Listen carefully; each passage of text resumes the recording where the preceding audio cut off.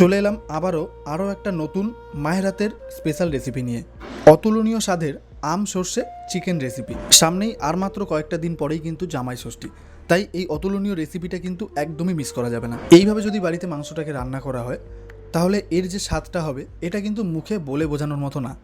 By the way, আমার মায়ের রান্নাঘর মনিকা কুকিং কিচেনের আরও একটা নতুন পর্বে নতুন একটা রেসিপিতে তোমাদের সকলকে স্বাগত।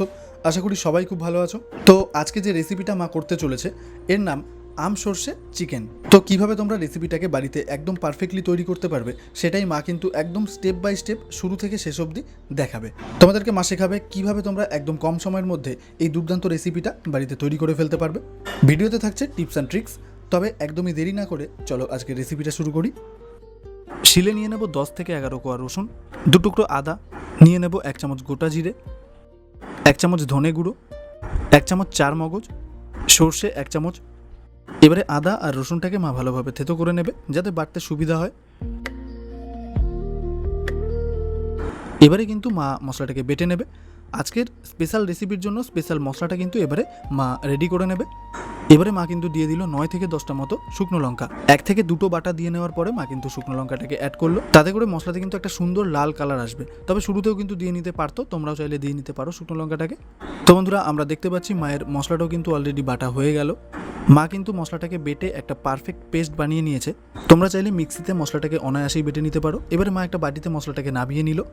তো তোমরা দেখো মশলাটা এক্স্যাক্টলি কীরকম হয়েছে। দেখতেই পাচ্ছ মা তোমাদেরকে আরও ভালোভাবে দেখিয়ে দিচ্ছে। দেখো একটা হালকা দানা দানা ভাব কিন্তু তোমরা মশলার মধ্যে খেয়াল করতে পারছো আশা করি। তো তারপর মাংসতে চলে এলাম। দিয়ে দেবো 1 চামচ নুন, 1 চামচ হলুদ, তারপর দিয়ে দেবো কুচনো পেঁয়াজ। তোমরা দেখতেই পাচ্ছ একদমই কিন্তু ঝিরিঝিরি করে পেঁয়াজটাকে এখানে কুচোয় নি মা। তো এবারে মাংসটাকে খুব ভালোভাবে ম্যারিনেট করে নিতে হবে। নুন হলুদটা যাতে মাংসর গায়ে ভালোভাবে মেখে যায় এবং খুব ভালোভাবে অ্যাবজর্ব হতে পারে সেটা কিন্তু আমাদেরকে খেয়াল রাখতে হবে। তবে বন্ধুরা, আজকের রেসিপিটা কিন্তু জামাই ষষ্ঠীর জন্য একদম ধামাকাদার রেসিপি হতে চলেছে। মা কিন্তু প্রতিটা রেসিপি বাড়িতে আগে করে এক্সপেরিমেন্ট করে দেখে নেয়, তারপর কিন্তু তোমাদের জন্য চ্যানেলে পোস্ট করে। এবারে মা কিন্তু নিয়ে নিয়েছে একটা আম, মাঝারি সাইজের একটা আম। এখানে যে আমটা মা নিয়েছে সেটা কিন্তু খুব বেশি নরমও নয় আবার খুব বেশি শক্তও নয়। তবে আমটা কিন্তু খুব বেশি মিষ্টি নয়, মোটামুটি টক আমি বলা চলে। এবারে আমটাকে খোসা সমেত ঠিক এরকমভাবে কেটে নেব।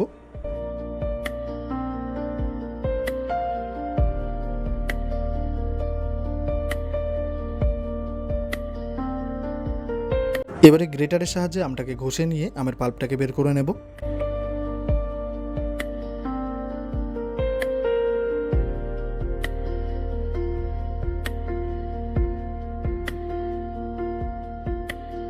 এবারে কড়াইতে দিয়ে দেবো বেশ খানিকটা পরিমাণ সরষের তেল। তেলটা ভালোভাবে গরম হয়ে এলে দিয়ে দেবো আগে থেকেই কেটে রাখা আলুগুলোকে। এবারে সামান্য পরিমাণ নুন দেবো, দিয়ে দেবো সামান্য হলুদ। মা কিন্তু আলুগুলোকে আজকের রেসিপির জন্য একদমই পারফেক্টভাবে কেটে নিয়েছে। ওভেনটাকে মিডিয়াম আঁচে রেখে প্রায় 7 থেকে 8 মিনিট ধরে আলুটাকে মা ভেজে নেবে। তবে বন্ধুরা, এখানে আমরা খেয়াল রাখবো আলুটাকে কিন্তু 50% ভেজে নেব। মোটামুটি 4 থেকে 5 মিনিট মতো আলুটাকে প্রথমে ভেজে নেব, আলুর গায়ে কালারটা যতক্ষণ না চেঞ্জ হচ্ছে। এবারে দিয়ে দেবো 2টো শুকনো লঙ্কা, 5টা মতো তেজপাতা, কেটে রাখা বাকি পেঁয়াজটা এবারে দিয়ে দেবো।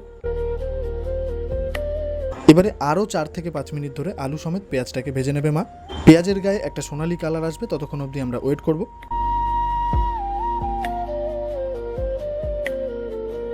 তো পেঁয়াজের কালারটা চেঞ্জ হয়ে গেছে, দেখতেই পাচ্ছ বন্ধুরা। ঠিক এই পর্যায়ে কিন্তু মা দিয়ে দেবে মশলাটা। এখানে আলুটাও কিন্তু 50-60% সেদ্ধ হয়ে গেছে। দিয়ে দিলাম মশলার বাটি ধোয়া জল, 1 চামচ হলুদ দেবো, 1/2 চামচ নুন দেবো, 1/2 চামচ চিনি দেবো স্বাদ মতো, দিয়ে দেবো লঙ্কার গুঁড়ো। এবারে কিন্তু বন্ধুরা মশলাটাকে একদম ফাইন করে কষাতে হবে। ওই ওভেনের ফ্লেমটা মাঝারি আছে রেখে প্রায় 7 থেকে 8 মিনিট ধরে মশলাটাকে এবারে কষিয়ে নিতে হবে। দিয়ে দেবো সামান্য পরিমাণ জল, যাতে মশলাটা একদম বেশি শুকিয়ে না যায় আর কড়াইয়ের গায়ে লেগে না যায়। তার জন্য কিন্তু সামান্য পরিমাণ জল দিয়ে এবার মশলাটাকে ফাইন করে কষিয়ে নেব। 5 থেকে 6টা মতো গোটা কাঁচা লঙ্কা দিয়ে দেবো।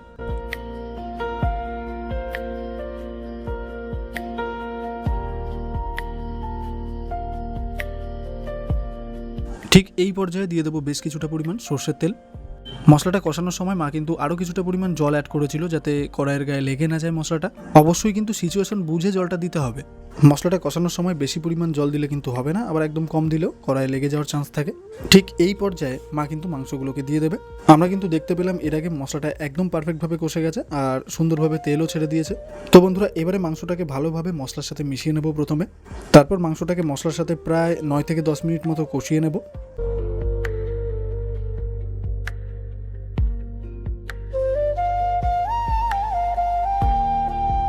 প্রায় 10 মিনিট মতো মাংসটাকে কষিয়ে নেওয়ার পর আমরা কিন্তু দেখতে পাচ্ছি জল ছেড়ে দিয়েছে মাংস থেকে। ঠিক এই পর্যায়ে মা কিন্তু দিয়ে দিল আমের পাল্পটা। তো আবারও কিন্তু মোটামুটি 4 থেকে 5 মিনিট মতো মাংসটাকে কষিয়ে নেব। প্রথমত আমের পাল্পটাকে মাংসর সাথে ভালোভাবে মিশিয়ে নেব, তারপর কিন্তু মাংসটাকে কষাবো আবারও প্রায় 4 থেকে 5 মিনিট মতো। মাংসটা কষে আসার পর যখনই এরকম একটা মাখো মাখো ব্যাপার আসবে, ঠিক এই পর্যায়ে মা কিন্তু দিয়ে দেবে জল। জলটা দেওয়ার পর টোটাল উপকরণটাকে কিন্তু খুব ভালোভাবে নেড়ে চেড়ে নিতে হবে। তারপর ঝোলটাকে ফুটিয়ে নিতে হবে। যতক্ষণ না ঝোলটা খুব ভালোভাবে ফুটছে ততক্ষণ কিন্তু আমরা ওয়েট করব।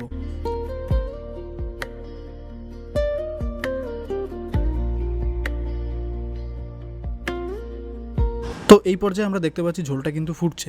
রান্নাটা আমাদের প্রায় শেষের দিকে। দিয়ে দিলাম ঘি, এবারে দিয়ে দেবো গরম মশলা গুঁড়ো। তারপর আবারও ভালোভাবে মাংসটাকে নেড়ে চেড়ে নেব। তো ফাইনালি রেডি হয়ে গেল আমার মায়ের হাতের স্পেশাল এবং জামাই ষষ্ঠীর জন্য স্পেশাল রেসিপি আম সর্ষের চিকেন। শুধু একটাই কথা বলবো, এই রেসিপিটা একবার যে খাবে এর চাহিদা কিন্তু সবসময় দ্বিগুণ থাকবে। মাথায় রাখতে হবে একটা কথা, রেসিপিটার যেমন নাম তেমনই কাম।